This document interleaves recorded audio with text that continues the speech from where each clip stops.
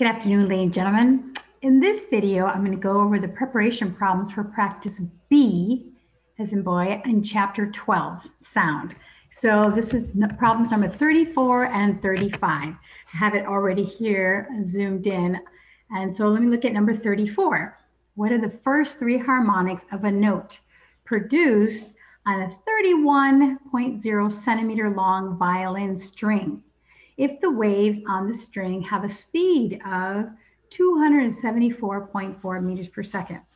So before we answer how to do that, I want to review what we went through in the class on Monday on fixed strings. So let's start right here, fixed strings. Hopefully you have worked out your worksheet that we did in class. So here's an example of a fixed string of length L. So we notice the way we have it connected here, it's fixed to one side here and fixed to the other side here. So we know that's going to be a node. It's not going to be able to go up and down. It's going to be right smack in the middle. The middle of this rope, let's say it's a rope, can go up or down. And this is signifying a standing wave in this first harmonic. So hopefully you have reviewed how big that is. And if you looked at this one here, and you see this from here to here is a whole wavelength. You can see here like two loops is one whole wavelength of a standing wave. So half of that would be half a wavelength, which is what we have here. Right here we have half a wavelength. So L is wavelength over 2. If that's true, which it is, then the wavelength is 2L, multiplying 2 to both sides.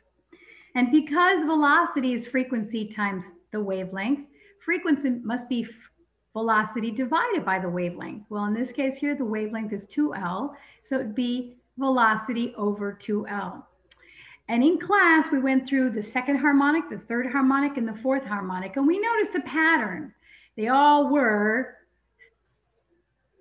N, where N is the number of the harmonic, first harmonic, second harmonic, and integers times the speed of sound over 2L. So that's the one we want for a fixed string. All right, so let's look at this problem again. We know that the string length is 31 centimeters. So I went ahead and wrote it up already for us here. And they want to know what are the first three harmonics.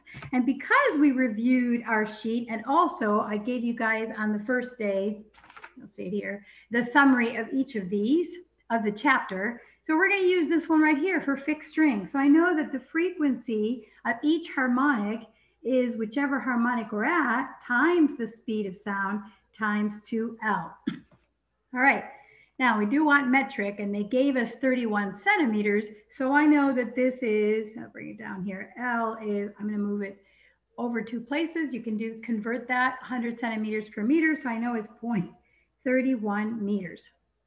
Now, they didn't give us the frequency, but they gave us the period.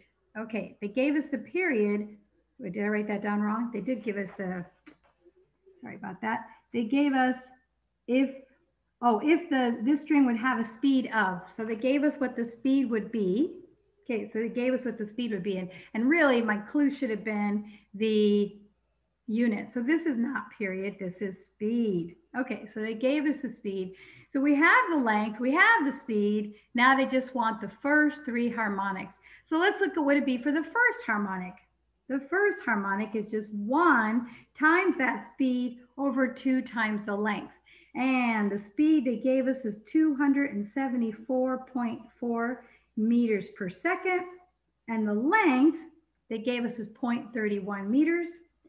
0.31 meters. You notice that our meters cancel out and we end up with per second, which is the units of hertz. So we multiply that out.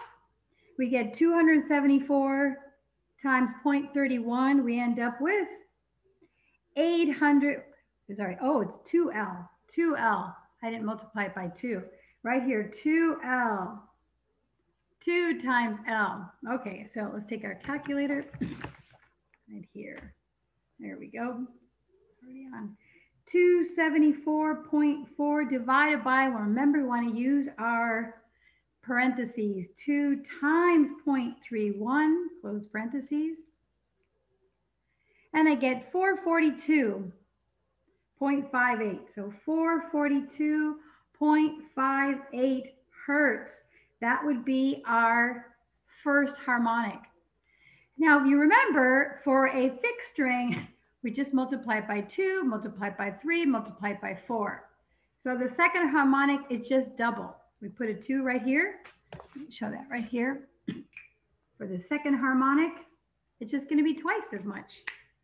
So the second harmonic, I could do 274.4 and then have the 2 here for the second one, and the 2 here is going to cancel out. So I'm just going to what this is, but this is just double.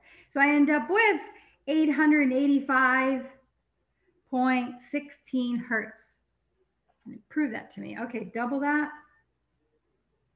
There it is, 885.16. I'm going to divide it by 2 to get back to what I had before, and then I'm going to triple it for the third harmonic times 3. There it is. So my third harmonic is just the triple of the first one, which is 1327.74 hertz. Do we round it up? Yes, we do, because they just gave us, let's see, one of them is 2 significant figures. So if we go 2 significant figures, we'll say this is, I would round this up to 443, and this one to 886, and then this one to 1330 if it was, I was leaving it at 3 significant figures. But there you go. There are the first 3 harmonics, and these would sound like music to you, not as noise. All right, it's all mathematical. All right, so that's the first problem. Let's go to the second problem. Second problem, you zoom in here. There it is. It says the human ear is about human ear canal, the canal, little tube before it gets to the eardrum, is 2.8 centimeters long and can be regarded as a tube open at one end and closed at the other end, which is the eardrum. What's the frequency around which we would expect hearing to be best when the speed of the sound in the air is 340 meters per second? Remember, the speed of sound depends on the temperature. Okay, so they're going ahead and giving it to us. We want to know what the fundamental frequency is. And what's fundamental frequency? Fundamental frequency is also always the first harmonic. Okay, that's another word for fundamental frequency. All right, so I wrote down for us here. We have a human ear canal, and that's like an open closed tube. All right, so what does an open closed tube look like? Here's closed on this side and open on the other end.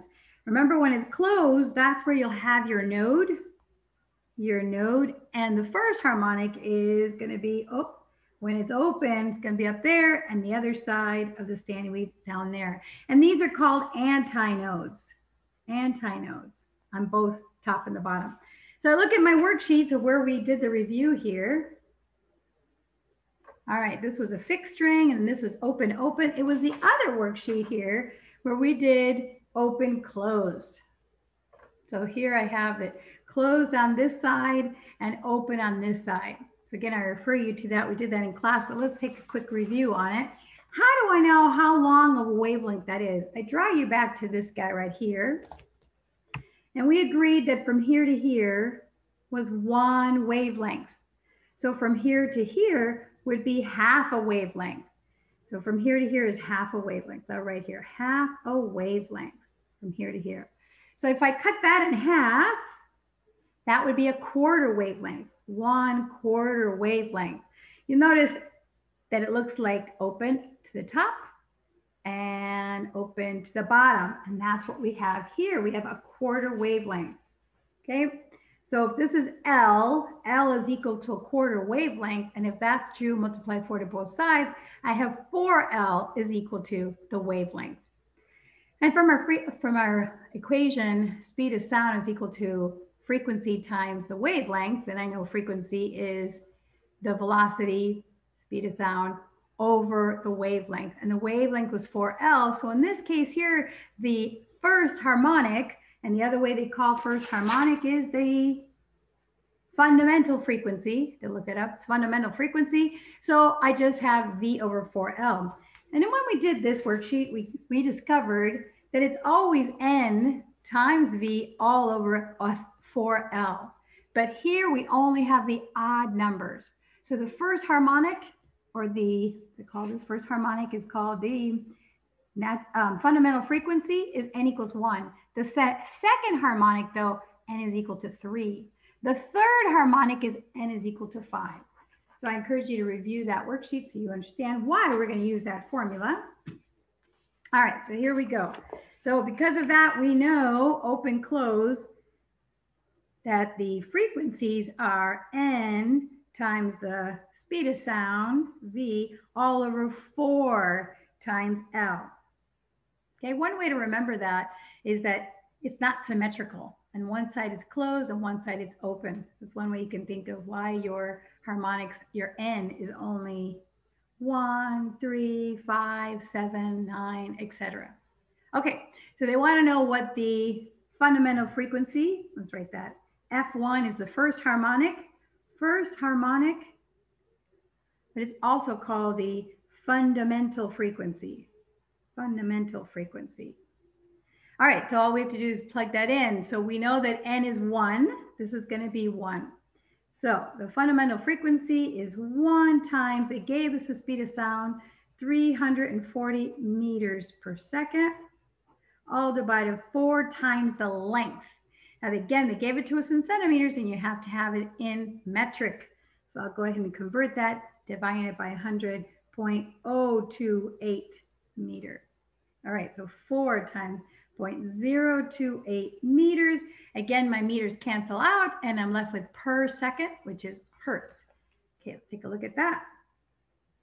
Clear.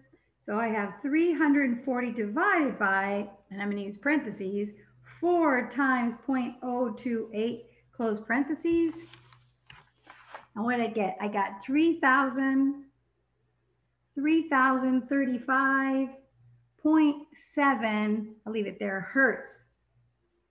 All right, now, just for inches, there's your answer.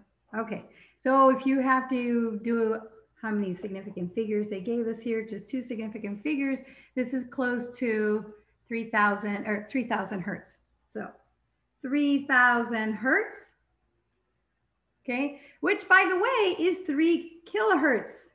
3 kilohertz. Remember in your AM dial on the radio, it's in kilohertz, most of the radio stations. All right, so I went on the piano because I have a worksheet for you guys to see what the notes in each of the keys on the piano, what the frequency is. And I went on my piano and I actually was looking for it using the app. I was looking for which key was closest to 3,000 hertz. And I found it to be the highest part of the piano between F and G. It was neither one. It wasn't really quite F sharp either, but it was close to that. So if you have a keyboard, you can play around with that and you can check and see what the frequency is using the sonometer on your app. Okay, so again, in this one, we just had to look at which was the correct formula for the open closed. And that one was the interesting one that is not symmetrical, where each of our harmonics are odd integers. And that's it. So I will see you next time. All right, take care.